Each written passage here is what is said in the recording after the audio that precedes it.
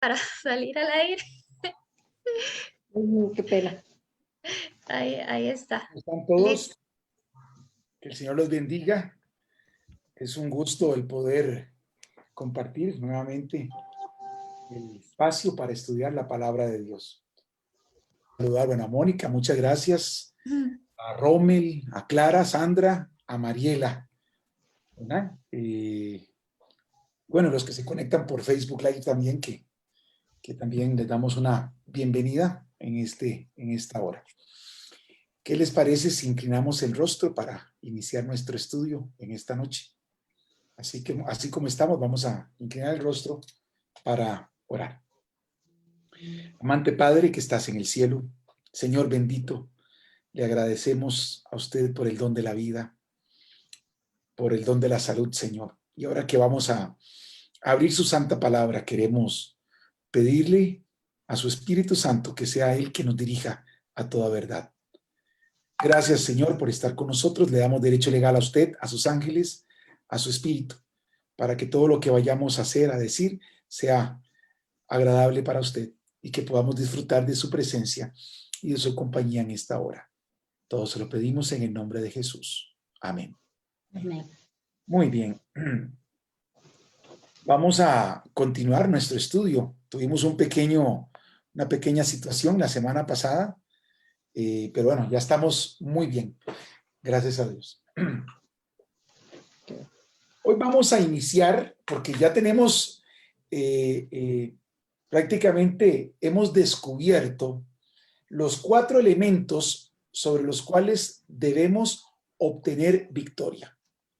¿Recuerda cuáles son esos 4 elementos? El número 1, Mariela. De acuerdo a Apocalipsis 15:2, ¿cuáles son los 4 elementos sobre los cuales debemos obtener la victoria? Es un pequeño repaso para así dar introducción. Rommel, perdón, ¿está tu esposa y tu hija a la par o están trabajando hoy? No, aquí está Barbarita, ya mi Lady viene para acá. Bueno, muy bien. Hola. Vamos a saludarlas, ¿verdad? Igualmente. Los estoy buscando. Lo está buscando. Bueno, ¿alguien le quiere soplar ¿verdad? A Mariela? Sandra. Ay, sí. ¿Cuáles son los 4 elementos sobre los cuales vamos a obtener victoria o debemos obtener victoria en el tiempo del fin? La bestia es uno, Muy bien. la marca Muy es bien. otro, La marca de el la nombre bestia, es número. otro y la imagen es la cuarta. Muy bien. En Apocalipsis 15:2 nos habla de un grupo de personas que van a obtener la victoria en el tiempo del fin. Este grupo de personas es un grupo especial porque es un grupo que obtiene victoria sobre la bestia, sobre su marca de autoridad, la marca de la bestia, sobre el número de su nombre y sobre la imagen de la bestia. Ya tenemos también identificados cada uno de estos elementos, ¿verdad? Ya sabemos lo que es la bestia, sabemos lo que es la marca de autoridad de la bestia, ya sabemos lo que es el número de su nombre y descubrimos el último elemento que es la imagen de la bestia. Antes de iniciar nuestro estudio en esta noche, quiero preguntar si alguna persona no tiene claro todavía esto o lo tenemos claro todos. ¿Hay alguien que todavía no identifique bien los 4 elementos o todos lo tenemos claro? Todo está claro. Muy bien. Hoy vamos a iniciar un estudio que tiene que ver con todo esto. Pero este estudio lo vamos a dividir en varias partes también. Vamos a iniciar el estudio acerca del juicio de Dios. Y para poder entender el juicio de Dios, tenemos que verlo desde un prisma que la gente, es más, les voy a decir honestamente, he conversado y estudiado con muchas personas y la mayoría de las personas creen que el juicio de Dios es cuando Cristo venga por segunda vez. Hoy vamos a iniciar como parte 1 a poner las bases porque vamos a ir construyendo los elementos que van a soportar el edificio del juicio. El juicio de Dios no comienza cuando Cristo viene por segunda vez. Comienza antes. Y para poder entender el juicio, lo vamos a estructurar en varias partes. Para iniciar nuestro estudio en esta noche, yo quiero invitarlos a abrir sus Biblias en Apocalipsis capítulo 14. Vamos a saludar aquí a Yanina González, que nos está viendo a través de Facebook Live. También a Diana Chaverri, que también está conectada a través de Facebook. Diana, un abrazo. Te extrañamos mucho en el estudio, pero bueno, ni modo, ahí será en la próxima, ¿verdad? Así que vamos a abrir nuestras Biblias en Apocalipsis, el capítulo 14. Y vamos a entrar a un mensaje que se considera el último mensaje de amonestación que Dios envía al planeta Tierra. Se conoce como el mensaje de los 3 ángeles. Está en Apocalipsis capítulo 14 y vamos a leer desde el versículo. Voy a pedirle a Rommel que nos lea el versículo 6 de Apocalipsis capítulo 14. Vi volar por en medio del cielo a otro ángel que tenía el evangelio eterno para predicarlo a los moradores de la tierra, a toda nación, tribu, lengua y pueblo. Aquí el profeta Juan dice que ve volar por en medio del cielo a un ángel. Aquí dice otro ángel que tenía el evangelio eterno de Dios. Y este evangelio de Dios, el evangelio eterno, era para ser predicado, noten, a toda nación, a toda tribu, a toda lengua y a todo pueblo. Este mensaje, el mensaje de los 3 ángeles, se conoce como la última amonestación que Dios le da al mundo antes de que venga por segunda vez. El mensaje de los 3 ángeles comienza muy potente. Miren lo que dice el versículo 7. ¿Cuál es este evangelio eterno que se va a predicar a toda nación, tribu, lengua y pueblo? Dice el versículo 7, diciendo a gran voz. O sea, es un mensaje que tiene que ser proclamado con fuerza, con potencia. Todas las naciones de la tierra lo van a escuchar. Todas las tribus del mundo lo van a escuchar.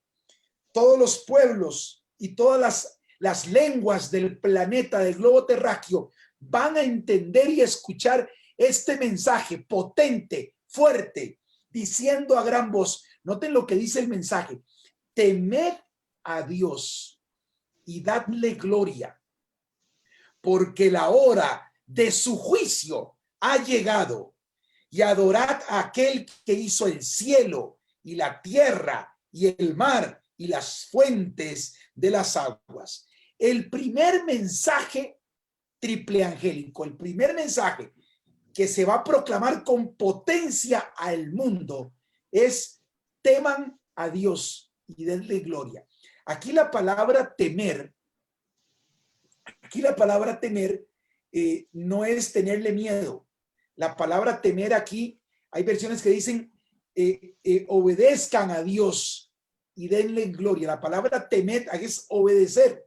Obedezcan a Dios y denle gloria, porque llegó la hora de su juicio.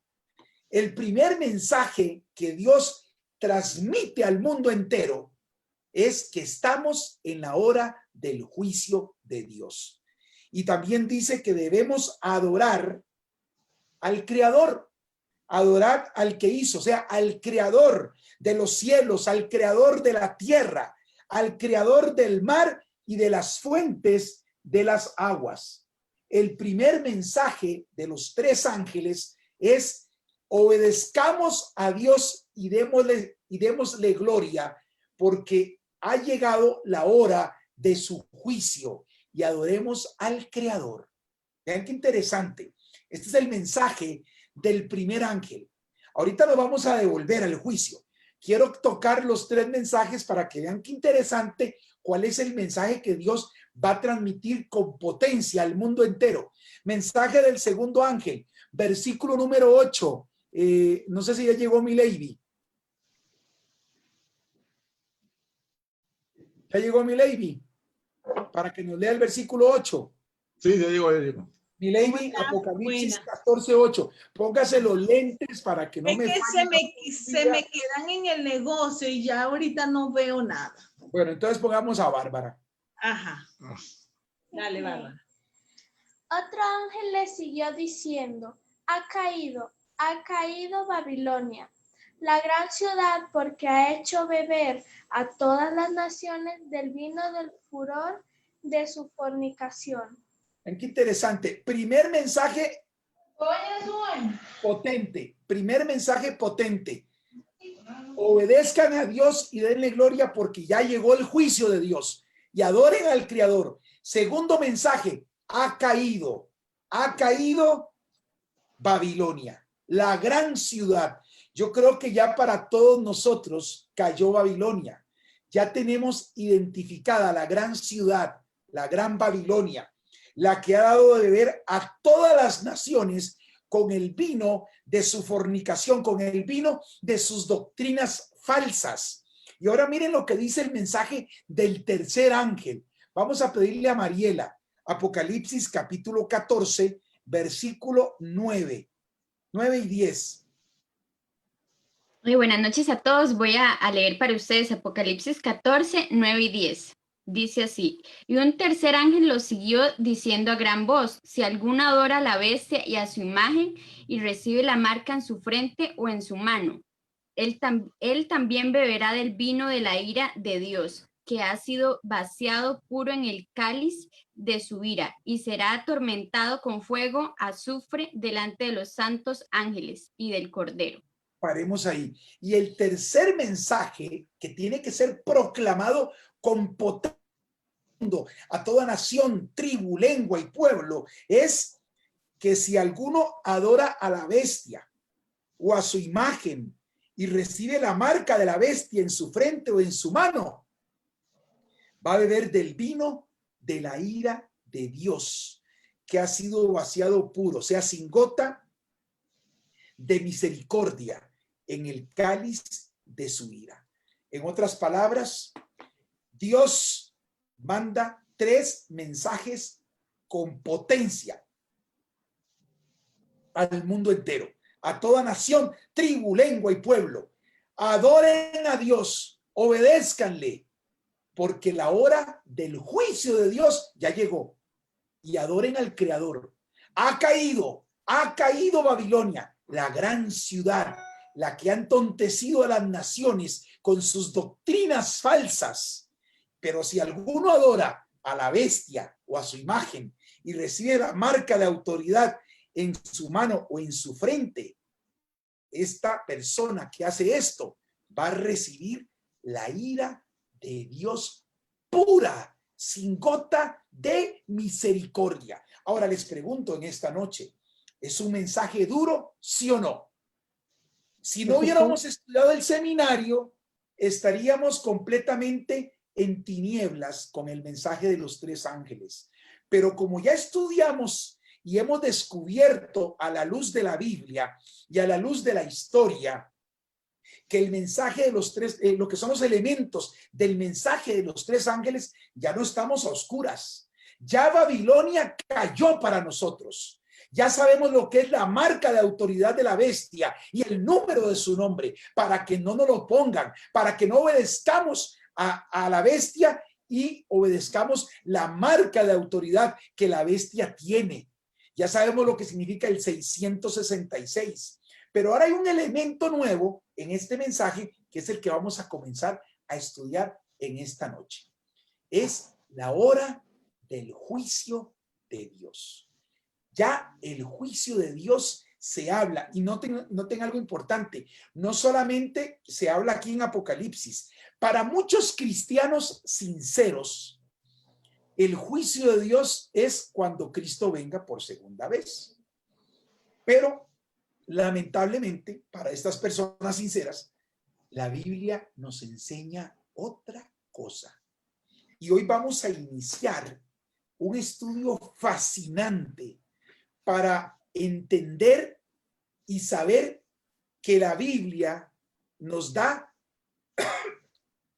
mes, día, mes y año cuando comienza el juicio. Ustedes van a decir, ¿cómo? Sí. La Biblia nos da con una precisión milimétrica el inicio del juicio de Dios. Pero para poder entender esto, tenemos que ir poco a poco, porque este tema tenemos que entenderlo en toda su dimensión, porque es un tema vital. ¿Qué quiero decirles con un tema vital? En la Biblia hay temas muy lindos que nos dan esperanza, fe, nos hablan del amor de Dios. Son temas espectaculares en la Biblia, pero que no son vitales. Al decir un tema vital, es un tema que tiene que ver con mi vida o con mi muerte. Vida o muerte, eso es vital. Y entender el juicio de Dios es un tema de vida o muerte. Porque si yo no entiendo que la hora del juicio de Dios ya comenzó y que yo estoy en medio de un juicio, déjenme decirles, queridos amigos, en esta hora, que estaríamos en una muy mala posición. Hay personas que no entienden, que no saben que ya el juicio comenzó y se comportan como si no estuvieran en juicio. ¿Cuántos de los que estamos aquí han tenido que participar, ya sea como testigos o como imputados o como lo que fuera, en un juicio o como espectadores de un juicio? ¿Cuántos han tenido la oportunidad de presenciar un juicio? Quiero ver las manos. ¿Cómo que ninguno? Bueno, Clara lo ha visto. Sandra, ¿usted no se acuerda el juicio que le hicieron a un expresidente de esta nación que se le catalogó el juicio del siglo? ¿Que lo pasaron por televisión? El juicio del siglo. ¿No? No, los juicios que tengo son como vistos más bien por la televisión. Bueno, ese juicio se dio en Costa Rica hace algunos años. Dos hermanos, que no voy a decir los apellidos, publican un libro que se llama, bueno, no voy a decir el nombre del libro también, donde acusan a un candidato para presidente a la República de Costa Rica, lo acusan de haber asesinado a una persona en su pasado, cuando era un joven. Su papá, el papá de este candidato, ya se acordó, Sandrita, por favor, ¿ves? El papá de este candidato había sido un caudillo de la patria, un expresidente también. Bueno, y se dio un juicio que lo pasaron por televisión. No sé si ustedes recuerdan, se le nombró en los medios de televisión de Costa Rica como el juicio del siglo, donde se le está imputando un cargo a un candidato a la presidencia. Lo más impresionante para mí, quiero decirles que yo soy apolítico, yo no tengo ninguna afinidad política, ¿ok? Para que me entiendan, yo no soy apolítico, no voy ni con uno ni con otro. Sí estoy en contra de lo que está haciendo este gobierno porque me parece completamente tirado a la izquierda y estoy molesto con lo que este gobierno está hecho. Sí ejerzo mi voto, el derecho a votar, sí lo hago, ¿verdad? Pero no voté por este partido porque nunca he creído en lo que predican. Y para muestra un botón, bueno, no voy a meterme en política. Este juicio que se dio, yo no sé si ustedes recuerdan cuando se le consultó al imputado, ¿usted mató a fulano de tal? No sé. No recuerdo. No me acuerdo. ¿Usted fumó marihuana cuando era? No me acuerdo. No me acuerdo. ¿Recuerdan ustedes el juicio? Bueno, sí. Lamentablemente para nosotros, en el juicio de Dios, no funciona esa táctica que le dio su abogado al ex candidato, y lo más triste fue que quedó presidente de esta nación, el mentiroso ese. Bueno, lo más terrible de todo esto es que en el juicio de Dios no va a funcionar así. Ahí no sirve el no sé, no me acuerdo, ¿verdad? Y eso lo vamos a ver en un rato más. Vamos a un texto de la Biblia que se encuentra en el libro de San Juan, el capítulo número 16. San Juan, capítulo número 16. Este tema del juicio quiero llevarlo muy, pero muy despacito, porque es uno de los temas menos entendidos, menos enseñados por el pueblo protestante a nivel mundial. La mayoría de personas que estudian la Biblia no saben que ya el juicio comenzó. Y es lamentable, porque el mensaje del primer ángel es: estamos en juicio.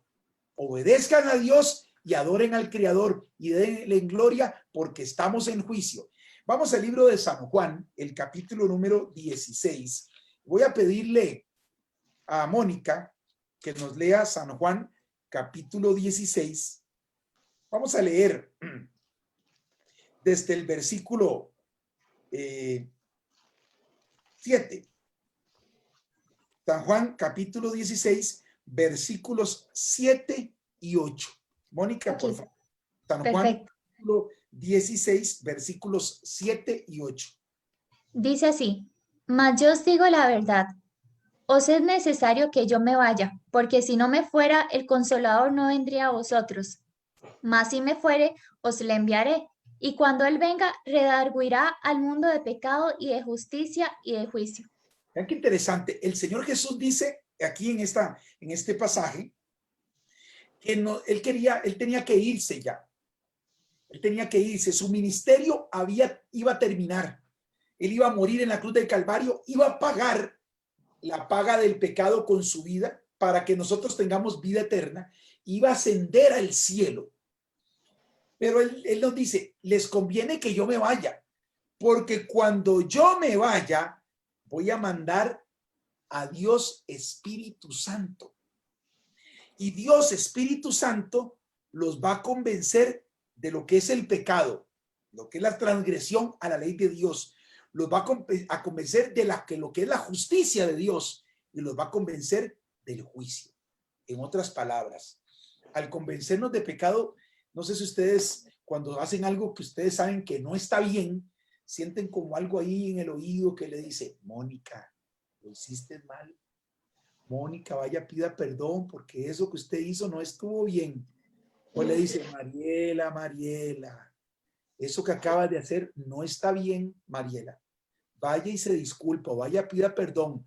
Esa vocecita es el Espíritu Santo convenciéndonos de pecado, convenciéndonos de que hemos cometido pecado. Pero también el Espíritu Santo dice que viene a convencernos del juicio de Dios. O sea, el Espíritu viene a convencernos de que estamos en juicio.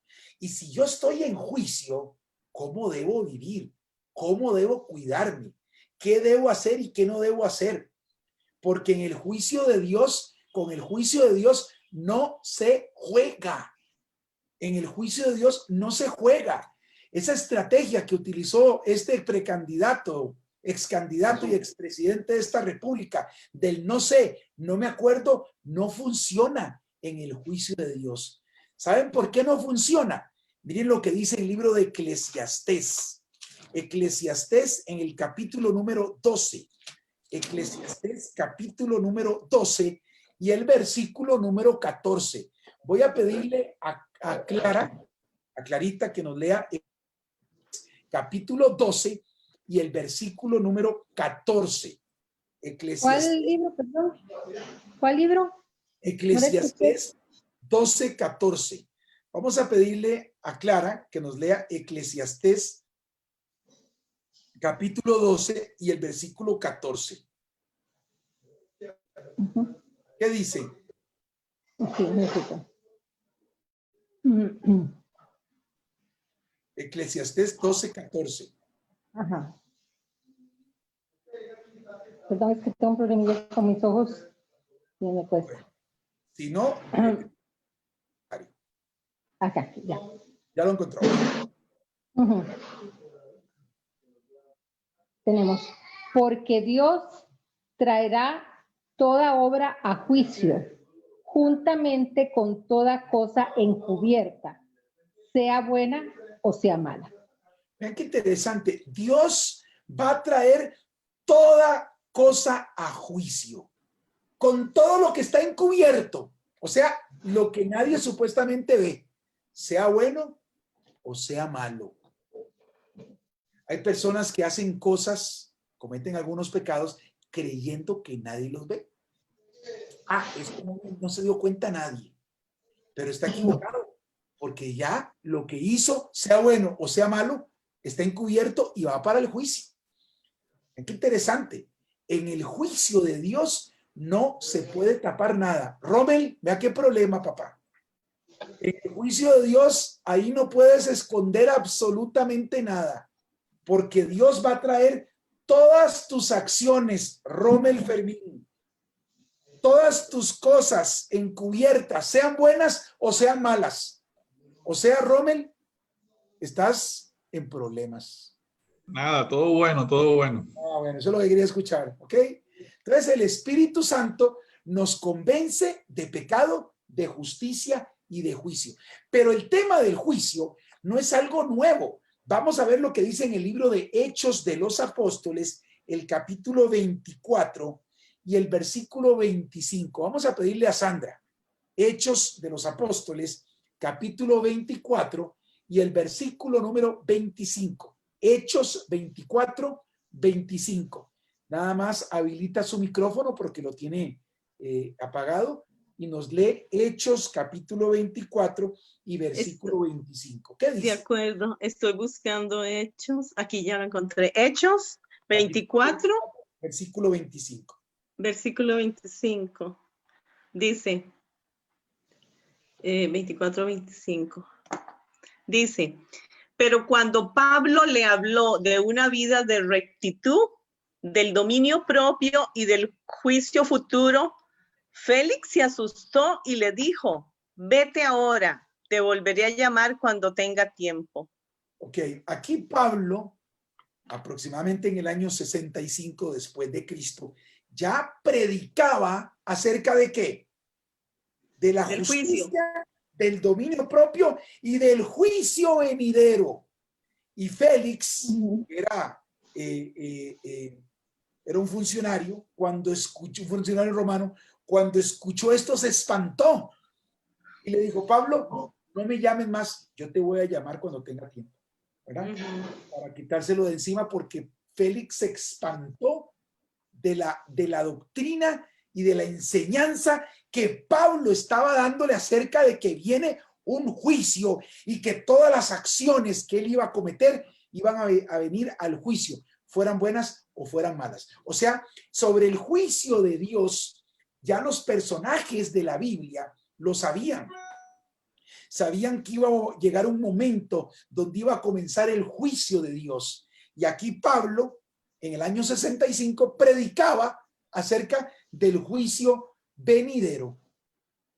Pablo predicaba con autoridad y con poder acerca del juicio venidero. A tal forma predicó Pablo con poder que Félix se espantó, ¿verdad? Félix se espantó. Vamos al libro de Hebreos ahora. Hebreos en el capítulo número 9. Hebreos, el capítulo número 9. Y vean qué interesante lo que dice el versículo 27. Vamos a pedirle a Rommel que nos lea Hebreos, el capítulo número 9 y el versículo número 27. Rommel, Hebreos 9, 27. Hebreos 9, 27. Y de la manera que está establecido para los hombres que mueran una sola vez, y después de esto, el juicio. Vean qué interesante. Ya está establecido para todos los hombres. Morimos y de una vez, ¿a dónde vamos? Al juicio. O sea, que el juicio no viene cuando el Señor venga por segunda vez. Ya el juicio está establecido. Al morir, comienza el juicio. ¿Ok? Pero de esto vamos a hablar un poco más porque hay unas variaciones interesantes con respecto a esto. Vamos al libro de Primera de Pedro.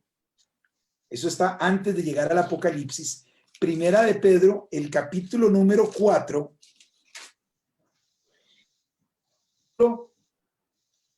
17. Vamos a ver por dónde comienza el juicio de Dios. Y esto es muy importante. Primera de Pedro, capítulo 4 y el versículo número 17. Vamos a pedir el primero que lo encuentre, que levante la mano y lo lea. Muy bien, Bárbara, ahí vi su mano. Bárbara, primera de Pedro 4:17. ¿Qué dice? Porque es tiempo de que el juicio comience por la casa de Dios. Y si primero comienza por nosotros, ¿cuál será el fin de aquellos que no obedecen el evangelio de Dios? Okay. ¿Por dónde comienza el juicio? Por casa.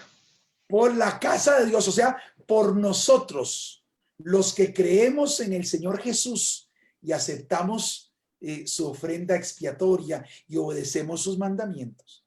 El juicio de Dios comienza por la casa de Dios. En otras palabras, ven que ya comenzó.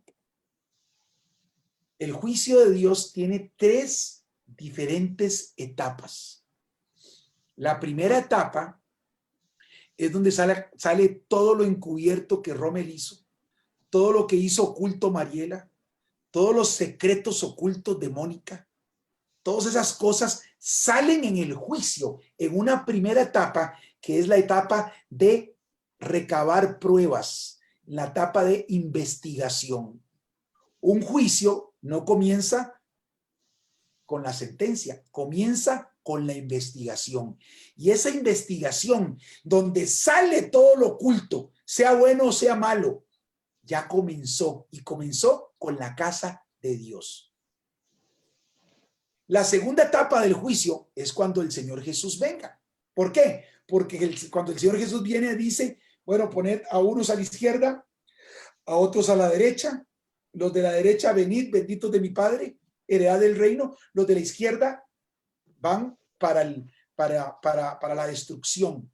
Esa parte se llama la sentencia, donde se pronuncia la sentencia del juicio. Pero después de que se hace la sentencia, los que vamos con el Señor vamos a tener la oportunidad de juzgar, de revisar la sentencia. De Apocalipsis, el capítulo número 20. Apocalipsis, capítulo número 20. Vean lo que dice el versículo 4. Apocalipsis capítulo 20 y el versículo 4. Voy a pedirle a Sandra, Apocalipsis 24. Sandra, ¿qué dice Apocalipsis 24? Apocalipsis 24 dice, vi tronos y en ellos estaban sentados los que habían recibido autoridad para juzgar. Noten qué interesante. Ahí estaban sentados los que recibieron la autoridad, la facultad de juzgar. ¿Quiénes son esos que recibieron la facultad de juzgar? Si nos vamos a Apocalipsis 19, vemos que en la segunda venida hay destrucción, pero queda un grupo de personas que van a ser llevados con Dios por 1000 años. Estas personas que van a ir con Dios por 1000 años van a recibir la facultad de juzgar. Siga el versículo, doña Sandra. Vuelva a leer, perdón. Ok, de acuerdo. Sandra, sí. Vi tronos y en ellos estaban sentados los que habían recibido autoridad para juzgar. Vi también las almas de aquellos a quienes les cortaron la cabeza por haber sido fieles al testimonio de Jesús y al mensaje de Dios.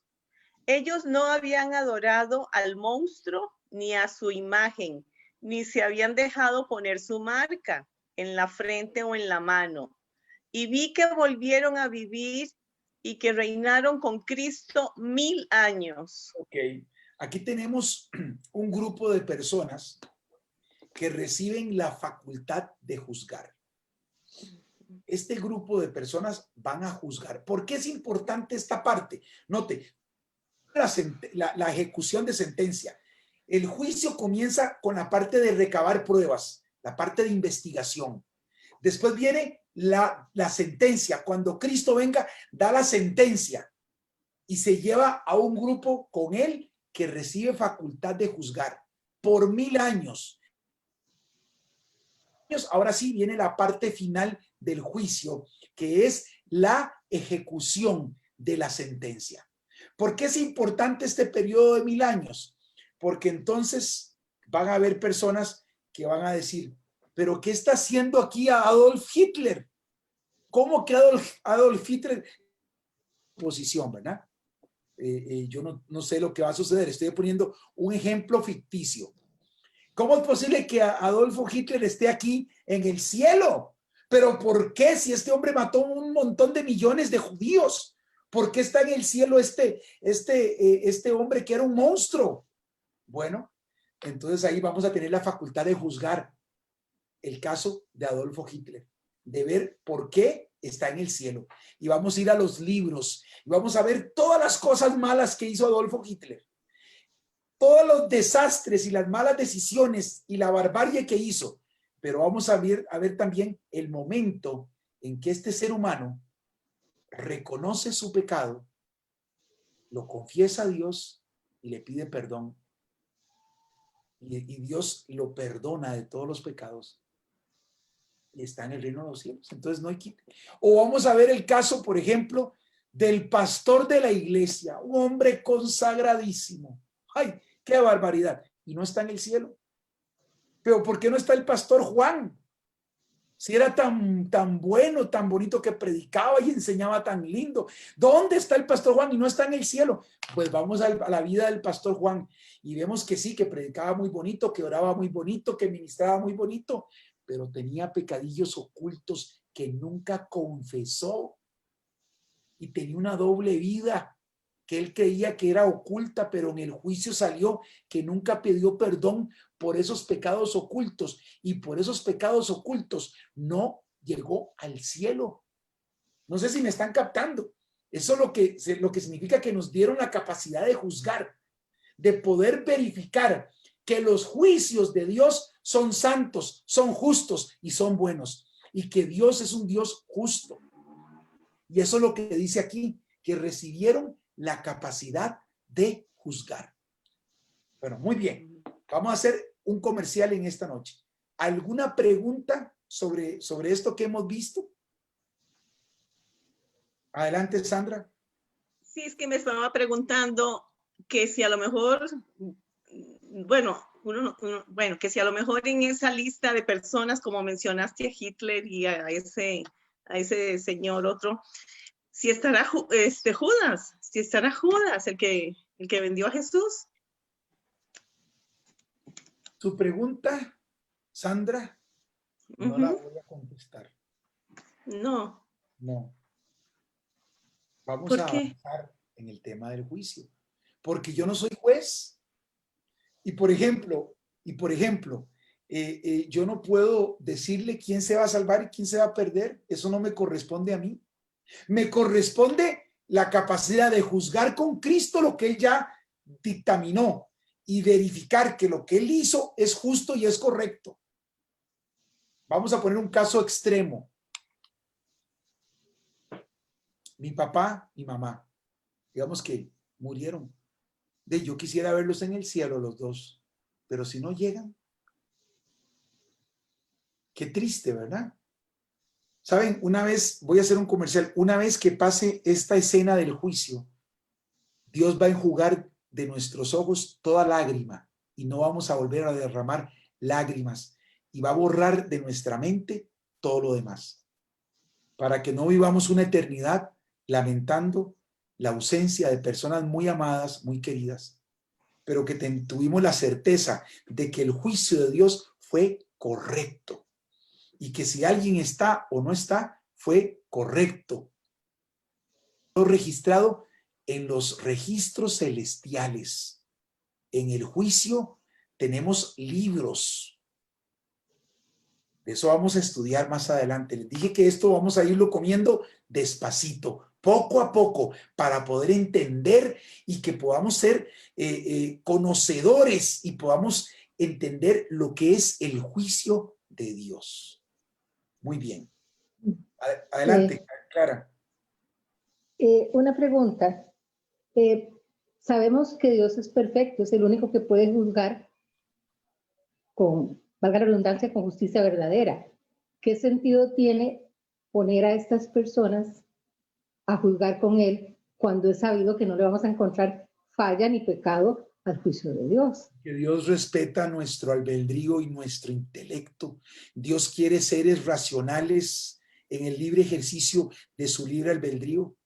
Y si usted, por ejemplo, Clarita, tiene un ser muy amado, su esposo, un ser muy amado, que no llegó al cielo, y usted le dice, pero él era cristiano, él me acompañaba a la iglesia todos los días de culto, él estudiaba conmigo, oraba, y no llegó al cielo, usted va a querer saber por qué no llegó al cielo ese ser amado. Y Dios te va a dar, no la oportunidad de cambiar su fallo, no, porque el fallo de Dios es justo, es correcto, sino de que usted pueda verificar, leer el expediente y darse cuenta por su propio ejercicio de su intelecto y de su libre albedrío que los juicios de Dios son justos y son correctos, y que si esa persona que amabas no está en el cielo es porque el designio de Dios fue correcto. Que no te quede ni sombra de duda de que la justicia de Dios es fiel, es santa y es verdadera. Si tú no tienes esa oportunidad, te pueden quedar dudas. Entonces Dios nos da esa oportunidad de participar en el juicio y de verificar el resultado de cada caso, sea para salvación, sea para perdición. Y que en la mente de cada uno de nosotros no quede sombra de duda de que Dios es un Dios justo. Por eso te digo yo, si usted ve a Hitler hipotéticamente en el cielo, usted dice, pero ¿qué hace este personaje aquí? O el Charles Manson, o el tipo que acaba de matar a Alison Bonilla, que reconoce todo lo que hizo, y lo ves en el cielo ahí con los ángeles, te vas a llenar de indignación. ¿Cómo va a estar este tipo en el cielo? Que tú no juzgaste, pero ahora vas a poder ver lo que sucedió con la vida de ese personaje que está en el cielo. Y también vas a extrañar personas que creías que merecían el cielo más que tú y que no los vas a ver ahí. Y vas a poder revisar cada caso para saber por qué no están ahí.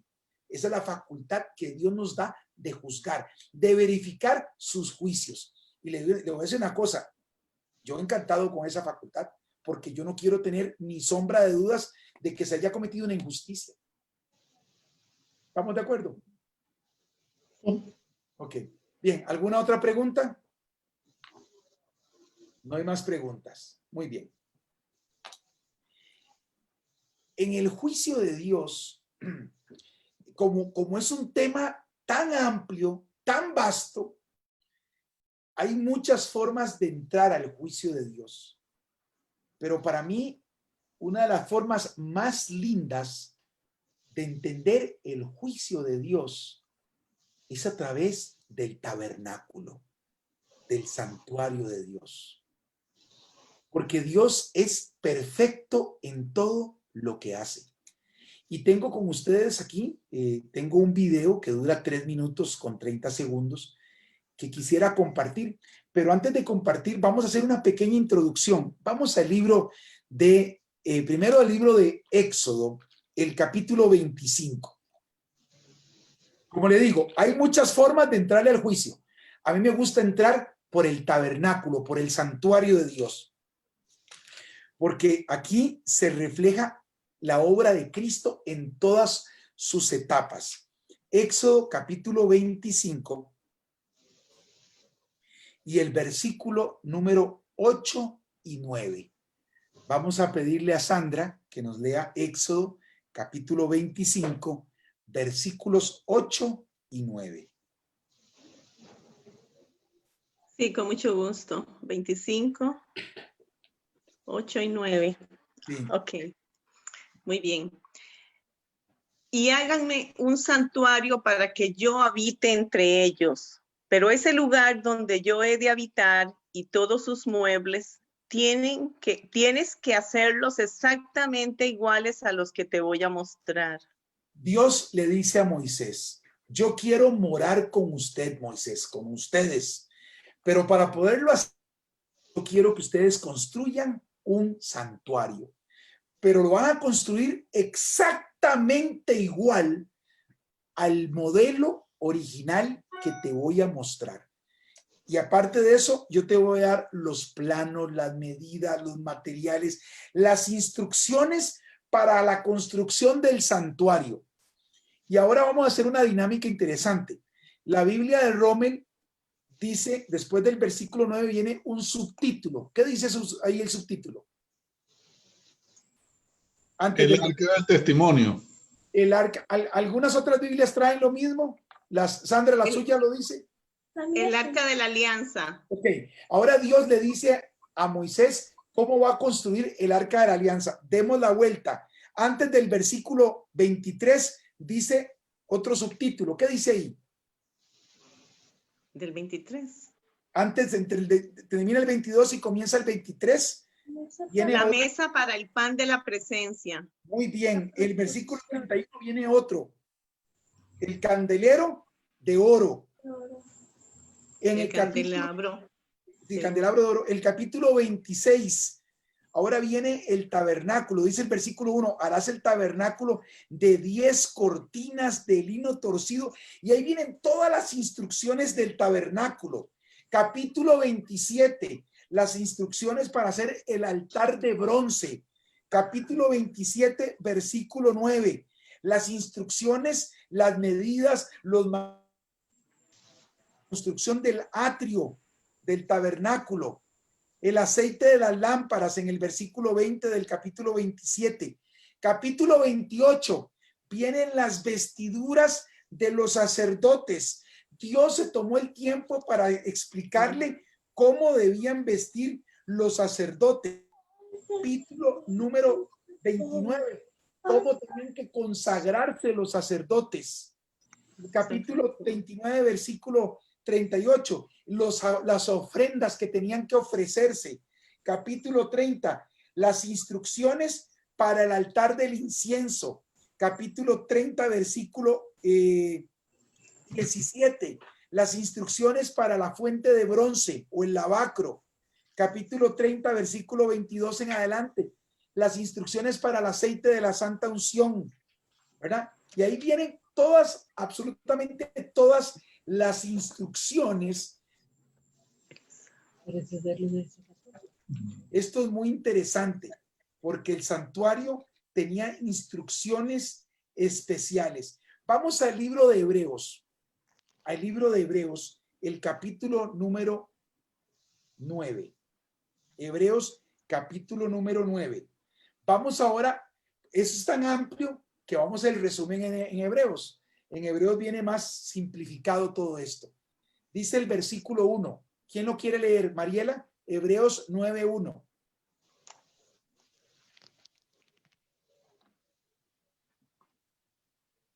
¿Sí gusta? Mariela tiene el micrófono apagado. Ok. Déjeme que lo.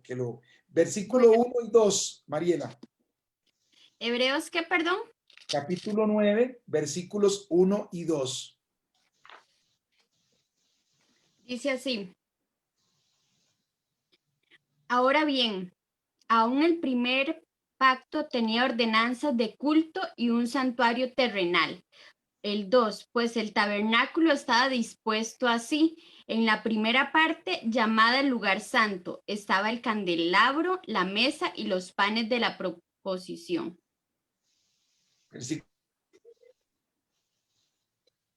3 dice, tras el segundo velo estaba la parte del tabernáculo llamada el lugar santísimo. El 4, allí había un incensario de oro y el arca del pacto cubierta de oro por todas partes, en la que había una urna de oro que contenía el maná, la vara de Aarón que verdeció y las tablas del pacto. Sigo. Diga. 5, sobre la urna estaban los querubines de gloria que cubrían el propiciatorio. De estas cosas no se puede ahora hablar en detalle. 6. Allí dispuestas estas cosas, en la primera parte del tabernáculo, entran los sacerdotes continuamente para cumplir los oficios del culto.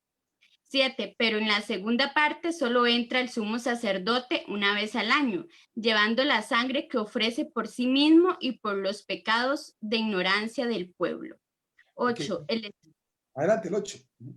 El Espíritu Santo da a entender con esto que aún no se había abierto el camino al lugar santísimo, entre tanto que la primera parte del tabernáculo estuviera en pie. 9. lo cual el símbolo para el tiempo presente, según el cual se presentan ofrendas y sacrificios que no pueden hacer perfecto en cuanto a la conciencia al que practica este culto. Ya que consiste solo de comidas y bebidas, de diversas abluciones y ordenanzas acerca de la carne, impuestas hasta el tiempo de reformar las cosas. Pero estando ya presente Cristo, sumo sacerdote de los bienes venideros, por el más amplio y más perfecto tabernáculo, no hecho de manos, es decir, no de esta, creación, y no por sangre de machos cabríos, entró una vez para siempre en el lugar santísimo, habiendo obtenido eterna redención. Voy a detenerme aquí. Esto que acabamos de leer lo vamos a ver en un video. ¿Estamos listos? Vamos a verlo en un video. Así que presten atención. Vamos a ver esto en un video. Déjame quitarle un poquito el audio acá. Okay. Eso que ustedes están viendo es el tabernáculo. ¿Ok? Es el santuario. El santuario estaba compuesto de diferentes elementos. Vamos a bajarle un poquito más el sonido a este. Ya. De diferentes elementos. Ven, vamos a parar aquí. Esta área que estoy tocando con mi mouse, ¿lo ven? Toda esta área se llama el atrio. El atrio estaba dividido del resto del campamento por un cortinaje que separaba el santuario. O sea, nadie podía entrar en ese lugar. Tenía un muro que era de cortinas. Y vamos a seguir con el video. Lo primero que nos encontramos al entrar al santuario, al tabernáculo, es el altar del sacrificio. Aquí se colocaba la ofrenda por el pecado. Recuerden que la paga del pecado es muerte. ¿Ok? Entonces, la ofrenda por el pecado, la ofrenda perfecta del Cordero de un año sin defecto. Esta ofrenda representaba a Cristo Jesús. ¿Ok? Aquí, en este lugar, en el altar del sacrificio, se sacrificaba el cordero por el pecado de la persona que le transmitía al animalito su pecado, y el animalito tenía que morir. Se colocaba la sangre del animal muerto en los cuernos que habían en el atrio, en el altar del sacrificio. Esa parte que vemos ahí, que es el atrio, ¿verdad? Hay un espacio entre el altar del sacrificio y el lavacro. El lavacro tenía una recipiente con agua donde todos los días, después de que hacían el sacrificio, tenían que llevar la sangre del cordero que había muerto por el pecado de la persona que lo había confesado, y se lavaba los pies y se lavaba las manos en el lavacro. Quiero decirles que aquí el que oficiaba eran los sacerdotes. Aquí no podían entrar personas, ningún tipo de personas, solamente los sacerdotes. Se lavaban las manos, y una vez que se lavaban las manos y los pies, entraban al santuario. El santuario tenía dos compartimentos. Este primer compartimento que estamos viendo aquí se le conoce como el lugar santo. Y el lugar santo tenía láminas recubiertas de oro, era todo bañado en oro, y tenía tres elementos en este lugar. Teníamos el candelabro de 7 brazos, o la menorá, la mesa con los panes de la proposición, que eran 6 panes de un lado y 6 panes del otro, para un total de 12 panes, que se cambiaban todos los sábados. Este pan era pan, siempre tenía que haber pan, y había un altar de incienso.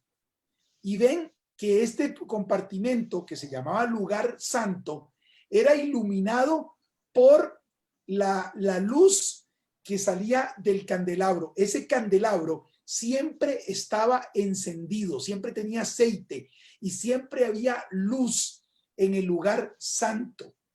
El sacerdote llegaba y entraba al lugar santo y era iluminado por la luz del candelabro de 7 brazos, el famoso menorá, el candelabro de 7 brazos, la tabla de los panes de la proposición. Habían panes frescos cada 7 días, ¿ok?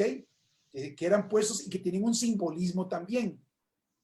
Cada 7 días se cambiaba el pan de la proposición dentro del lugar santo del santuario de Dios. Y después estaba el altar del incienso. Siempre salía el aroma del incienso que perfumaba todo el lugar santo. Siempre había incienso en el altar del incienso. El sacerdote tomaba la sangre que traía del sacrificio expiatorio y con un hisopo esparcía la sangre sobre estas cortinas al acto, porque se hacía todos los días en la mañana y todos los días en la tarde. El santuario se iba contaminando porque en la sangre estaba el pecado, ¿verdad? La paga del pecado es muerte y sin derramamiento de sangre no hay perdón de pecados. Y la sangre que se esparcía era de la víctima que había muerto en expiación del pecado. Todos los días se esparcía sangre sobre el cortinaje.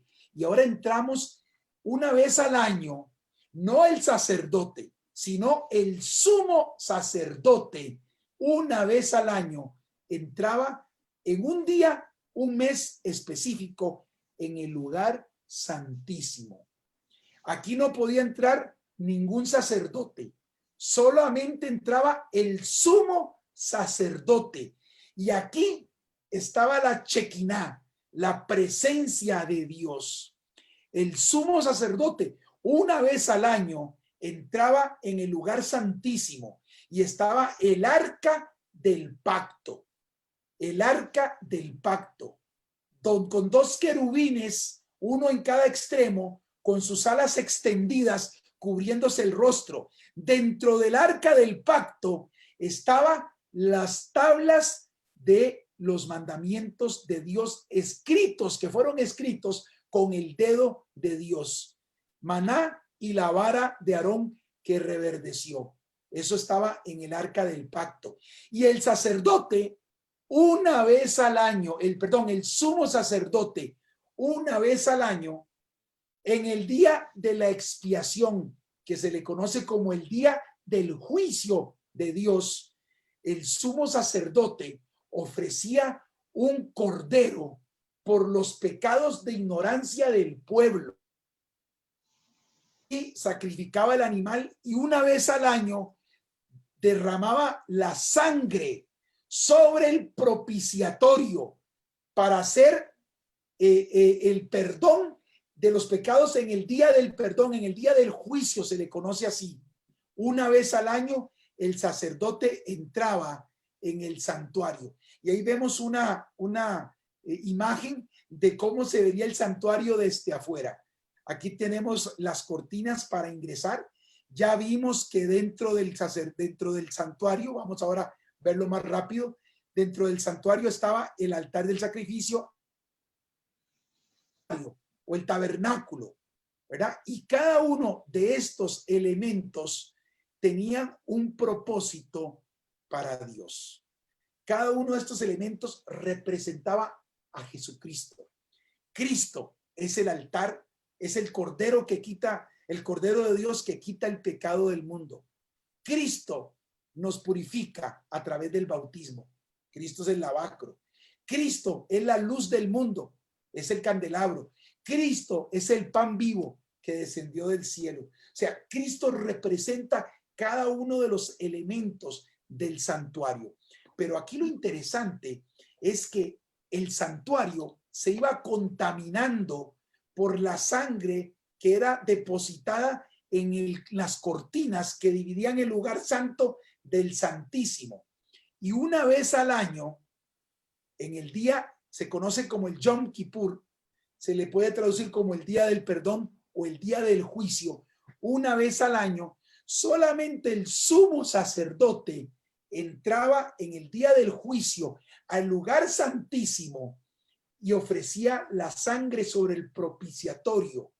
Después de eso, como el santuario se había contaminado por la sangre de los corderos durante todo el año, tomaba las cortinas que dividían el lugar santo del Santísimo, las sacaba y las quemaba y ponía cortinaje nuevo. El santuario era purificado otra vez en el día del juicio. El sumo sacerdote era el único personaje que podía entrar en el lugar santísimo una vez al año y tenía que entrar con las vestiduras de sumo sacerdote y tenía que entrar con sus vestiduras, usaba campanillas al borde de sus vestiduras. Cuando él caminaba, las campanillas sonaban y entraba amarrado con una soga a la cintura. Si el sumo sacerdote tenía algún pecado no confesado o había un pecado en el pueblo, el sumo sacerdote caía muerto delante de la Shekinah, de la presencia de Dios. A Dios gracias, nunca ningún sumo sacerdote murió en el día del juicio. ¿Ok? ¿Por qué comento todo esto? Bueno, porque en nuestro próximo estudio vamos a ver lo que representa el día del juicio y qué tiene que ver el santuario terrenal con el santuario celestial. ¿Cuándo se da el día del juicio? ¿Cuándo comienza el Yom Kippur en el panorama profético de Dios? El Señor Jesús tiene todo completamente estructurado porque Él es un Dios de orden.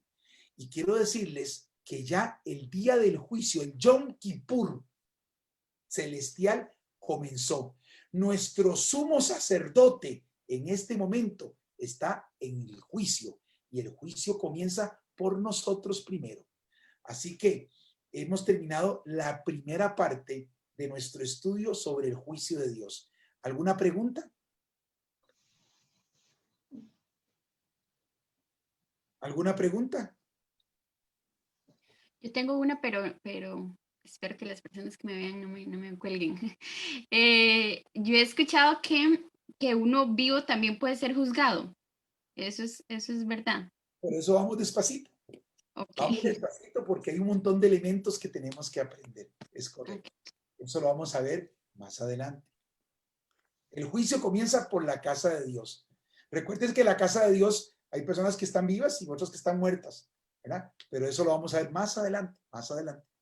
Bien, ¿alguna pregunta? Sí, Sandra. Sí, quería saber, el Yom Kippur es una fiesta que celebran los judíos, nada más.